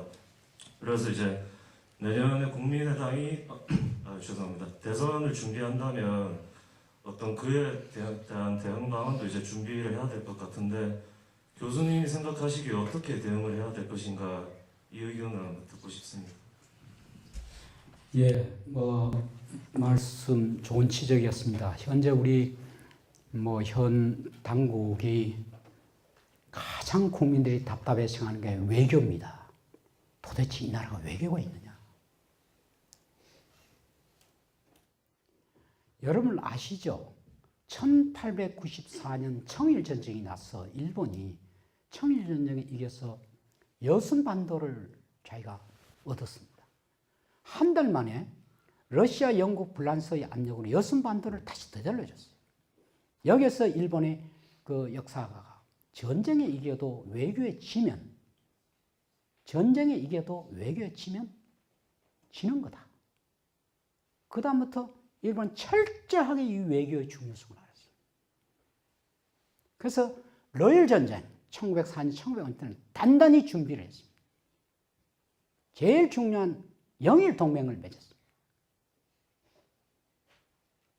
여러분 아시지만 청일전쟁 때 그 삼국동맹에 압박을 할 때 제일 앞장선 나라가 러시아였습니다. 여순반도를 되돌렸는데 압력을 간 게. 영일동맹을 철저하게 영일동맹을 통해서 맨 처음 러일전쟁은 여러분들 잘 알지만 인천을 한번 쳐서 이기고 그 다음 여순 쳐서 이기고 그러고 나니 이 러시아의 발틱 함대가 저 북해에서 있었는데 그때 북해에서 일본으로 한방하기 위해서 왔는데 이것이 지중해로 돌아와야 되는데 지중해를 영국이 딱 지키고 알려줬어요. 그러니까 제가 간 남아프리카 맨 끝 바스코 다가마가 발견한 케이프 오브 굿호프 희망봉을 돌아서 대한해협에 오니까 완전히 기진맥진한 상황에서 일본이 그냥 한 방에 그냥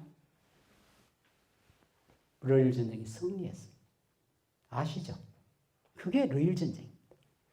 그거 더 플러스 일본은 그렇게 기진맥진할 줄 모르고 나진항이 일본이 먹었잖아요. 나진항을 일본이 건설했습니다. 제가 나진항 가봤어요. 제가 6.15 남척위에 중요한 직책을 많이 맡았기 때문에 북한을 여러 번 방문했다. 한 11번 정도. 나진항. 일본이 러시아 발틱 함대가 이쪽 오느냐 저쪽 오느냐를 몰라서 그걸 감시하기 위해서 울진, 죽변, 독도에다가 밀리터리 커맨더 그때 설치했습니다. 외교가 얼마나 중요하냐. 지금 청도에 가면 독일 공사관이 여태가 있습니다. 청도에 독일 공사관이. 거기에서 여러 번 우리 고종 황제에게 영세 중립국가 선언하라고 여러 번 요청했습니다. 당시. 그런데 고종이 말을 안 듣다가 1903년 1월 3일 날 영세 중립을 받아들여 그걸 미국에다 정식으로 하니까 미국에서 왜? 이미 벌써 가스라테부터 미락이 있었어. 모든 외교권을 다 뺏겼습니다. 외교가 얼마나 여러분들이 중요하다고 합니다. 이 정부가 지금 외교가 제가 봐서는 없습니다. 없습니다. 외교란 것은 요사이 정부가 하는 외교도 있지만은 공공외교라 이래가 우리 당국에도 공공외교과가 있습니다. 비정부 부분의 외교를 활성화해야 되는데 특히 남북관계에서 당국 사이의 만남이 어떤 경우는 어려울 때는 NGO가 만나는 것들을 끊임없이 지원해 줘야 됩니다. 민화협도 그렇게 만들었습니다. 9월 초에 우리 민화협 의장단도 환경북도를 수혜를 지원하기 위해서 결정을 하고, 그리고 지원금을 모금을 했습니다. 그 대신 조건이 정부가 지원하라 할 때 우리는 하겠다. 정부 눈치 보는 거예요. 그래서 뭐 국민의당 내 속사정은 잘 모르겠습니다만 제가 보건대 국민의당이 좀 남북 문제나 군사 문제에 대해서 좀 적극적인 입장이 있었으면 하는 게 제가 좀 아쉬웁니다. 솔직히 말해서. 지금 현재 우리 야당들이 다 뭐 국민의당뿐만 아니라 야당이 다 그렇다고 저는 봅니다. 이 정도 다수당이면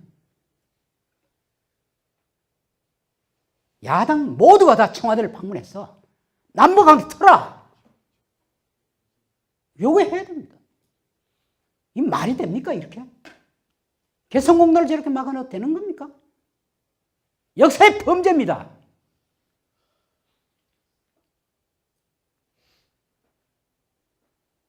그건 잘못하는 겁니다. 누가 결정한지 몰라도. 문제는 우리 안에 있는 거예요, 안에. 우리가 미국도 나쁘고 일본도 나쁘지만 우리가 제대로 된 역사관과 시대관과 국민에 대한 생각, 사심 없이 역사에 몸을 바칠 수 있는 그런 훌륭한 지도자가 과연 역사의 중심에 있다면 남북관계고 외교고 우리의 경제도 이렇게 나는 어렵지 않다고 봅니다. 얼마나 훌륭한 국민들을, 얼마나 수준 높은 문화를, 역사를 우리는 갖고 있습니까? 정말 안타깝습니다. 그래서 여러분들 내년 2017년에는 역사의 중심에 정말 확실한 그런 지도자를 세워야 됩니다. 이사입니다. 제가 그것보다는 작년에 이제 테러 방지법 관련해서 토론회를 나간 적이 있거든요. 그걸 하면서 이제 계속 나오는 것은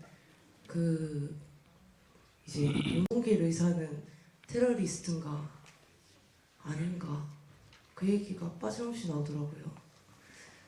이게 법적 해석은 이제 뭐 객관적으로 봤을 때는 그분들 입장에서는 테러리스트 맞잖아요.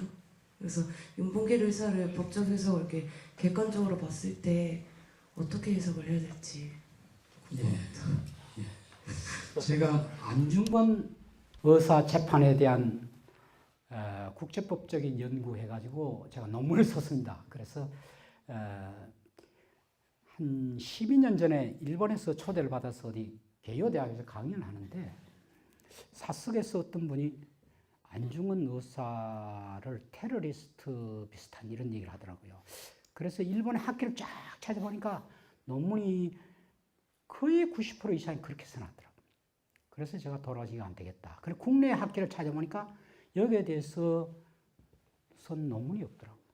그래서 제가 자료를 구하고 법학자면서 역사 자료를 해서 안중근 의사는 테러리스트가 아니고 벨리전트, 교전자다, 콤베트다. 테러리스트가 뭐냐?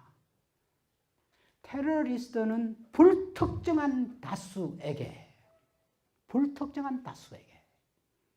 안중근 의사는 불특정한 다수에게 한 거 아닙니다.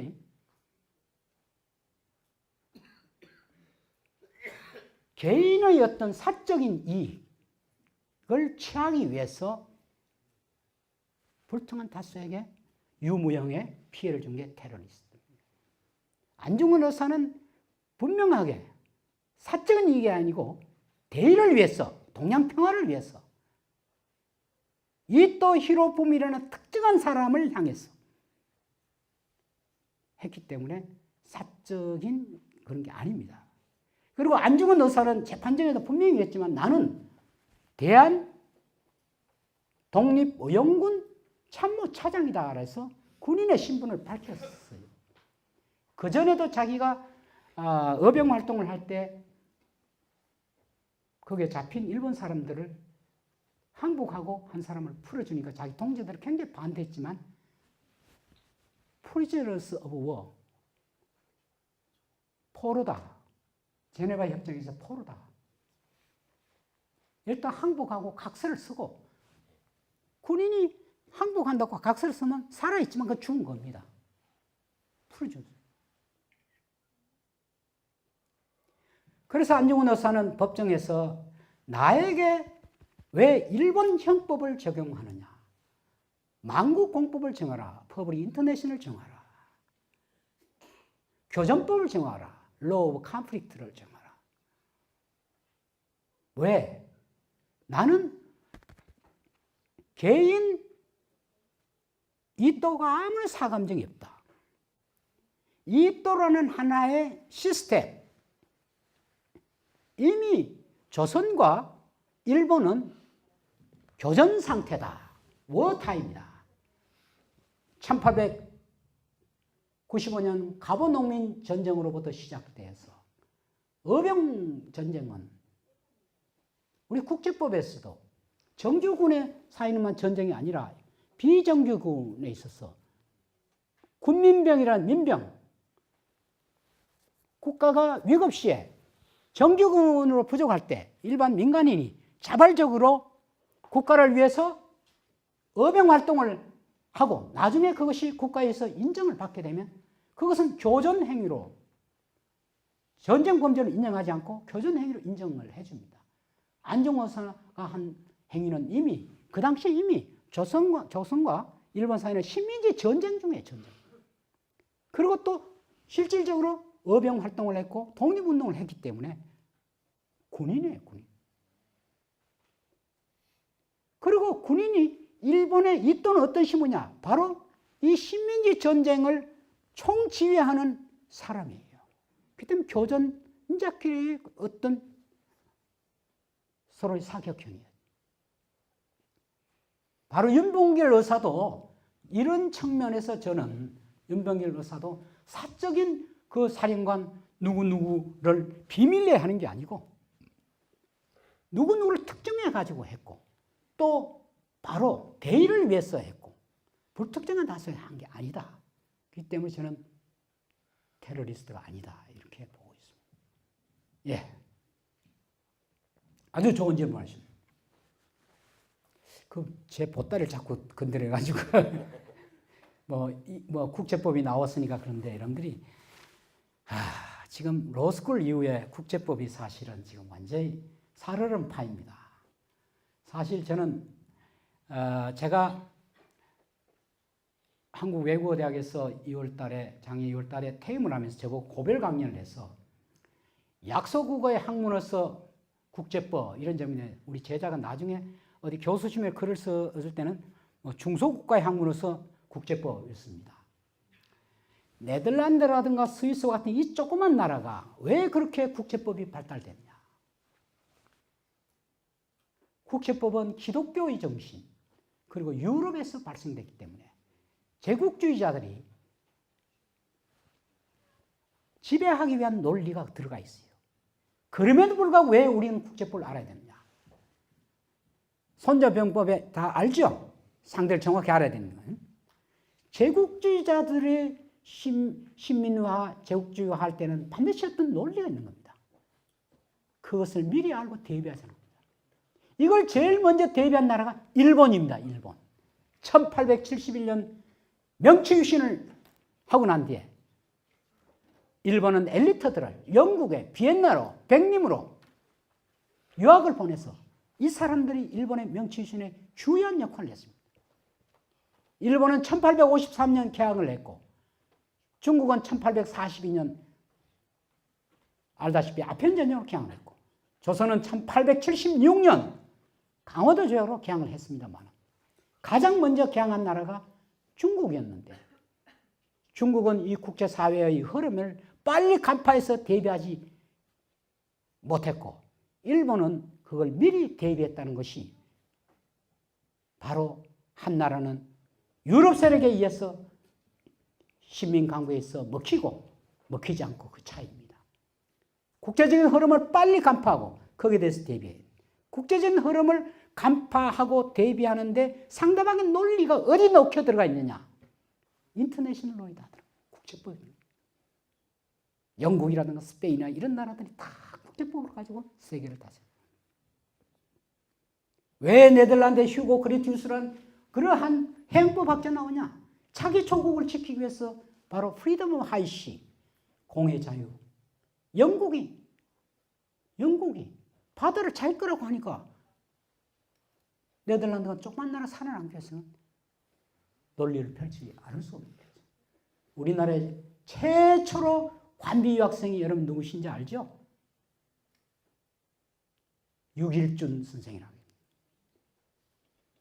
1882년에 우리가 조미 수교를 했습니다. 미국하고 수교를 했다 이겁니다. 1876년에 아까 강화도 수호조회를 일본하고 문을 열었잖아요. 최초로. 조미 수교를 할 때 우리 조미 사절단이 1883년 일본을 거쳐서 9명이 갔어요. 그게 민 실장이 실세가 그 단자이고 9명 가운데 유길준 선생이 통역관으로 일본어를 하고 영어를 하니까 통역을 갔어요. 그래서 그 당시 벌써 나라가 지금 귀뚱귀뚱하니까 이분이 미국에서 많은 사람들 들어보고 이 참 우리 조선을 어떻게 할 것 같은 나라를 부강할 수 있냐니까 많은 사람들이 무슨 소총 기술 배워가라 그 소리는 안 하고 그 인터내셔널로 책을 많이 사가서 국제법을 미리 알아서 상대방의 나라의 논리가 뭐냐 하는 걸 외교를 통해 가지고 적은 나라는 외교를 통해서 입지를 살림이 좋지 않냐. 그래서 유길준 선생이 거기에서 국제법을 연구해요. 그래서 그 민 실장한테 부탁을 해서 나 좀 한 2년 공부 좀 하게 해달라고 이렇게 부탁을 해요. 근데 1년도 되지 않았어.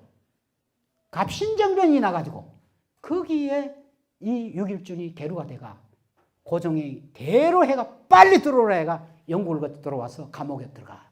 감옥 살다가 나중에 나왔습니다. 물론 나중에 유길준 선생은 뭐 많은 벼슬도 했지만은 그러나 어떻든 간에 우리나라의 선각자들이 이 나라를 어떻게 할 것 같으면 정말 문화의 나라, 교육의 나라, 평화의 나라 그리고 아시아의 동양의 등불이 되는 나라를 만들기 위해서 고민하는 많은 선각자들 박영효라든가 김옥규라든가 다 이런 사람들이 국제법에 대해서 상당히 고민을 많이 하는 학자입니다.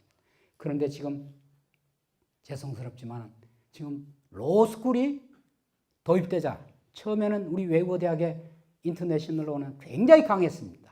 근데 들어올 때는 다 국제법을 하겠다고 해놓고 시험을 쳐서 자꾸 떨어지니까 국제법보다 민법이 더 중요한 겁니다. 국제법은 지금 폐강이 거의 다 되고 있는 겁니다. 그러나 그게 문제가 아니고 국제법 과목이 학부가 이제 내년 되면 다 법과대학이 다 없어지잖아요. 그러면 인터내셔널 1, 2가 다 없어집니다. 법과대학 있는 학교 외에는. 주요한 로스쿨이 있는 20개 나라 학교가. 그러면 국제법 전문가들을 양성할 기관이 없어요. 2000년 네덜란드 헤이거에서 제가 경력에 보면 여러분들 네덜란드 헤이거 PCA 판사는 그게 뭡니까? 하는데 그게 뭐냐면 1889년 제1차 헤이거 평화회의 때 만들어진 국제상설중재재판소입니다. 최근에 중국하고 필리핀 사이 섬 사건 그것이 바로 PCA 5명 법관이겠죠. 2000년 네덜란드 헤이그에 제가 방문을 했을 때 인터내셔널 소시 세계 연차대회가 있었는데 우리나라에서는 학자가 상법학자 보면 총 6명인데 일본에서 몇 살이 왔냐? 48명이 와. 48명. 외교의 논리는 뭐냐? 인터내셔널로입니다. 이 국제법 전문가가 있어요. 통상, 인권, 환경, 기술 모든 분야의 인터내셔널. 이 사이는 국내법과 국제법의 차이가 전혀 없습니다. 국제법을 알게 되면 국내법이 어떤 방향으로 가야 된다는 방향이 잡힙니다. 자, 제 전공 얘기 너무 해서 미안합니다. 제가 이 국제법 때문에 우리 집사람을 만났습니다. 그 상세한 건 얘기를 하지 않겠습니다. 이사님. 예, 감사합니다. 그리고 제가 광고를 하나 해도 될까요? 혹시 여러분들이 최 간사님, 아까 그 유인물 줬죠? 여러분 제가 지금 아까 평화운동, 통일운동을 한다고 말씀드렸던가요? 예, 지금 현재 제가 민화협의 공동의장이고 6.15 남측실천위의 또 의장이고 그 다음 제 다리단체로 남북경협국민운동본부라고 거기에 또 상임의장이고 그 다음에 평화통일시민연대 상임의장이고 뭐 여러 가지 단체 있는데 또 역사 엔저라고 그 이사장 뭐 여러 가지 있는데 특히 오늘 제가 앞에 나가면 유인물이 있습니다. 남북경협국민운동본부가 하는 이번에 남북경협법률아카데미라고 있습니다. 이번에 제 10회인데 여기는 뭐냐면 이게 대한변협에 의해서 연수과정 인정을 하는 굉장히 좋은 프로그램입니다. 그래서 여러분들 기회가 되시면 그걸 보시고 여러분들이 이걸 수료하게 되면 또 스펙으로도 로스쿨 학생이라든가 변호사들이 지금 거의 벌써 한 20명 좀 등록을 했습니다. 많이 듣습니다. 그래서 여러분들이 혹시라도 기회가 되신 분은 꼭 수료를 하고 기회를 가졌으면 좋겠습니다.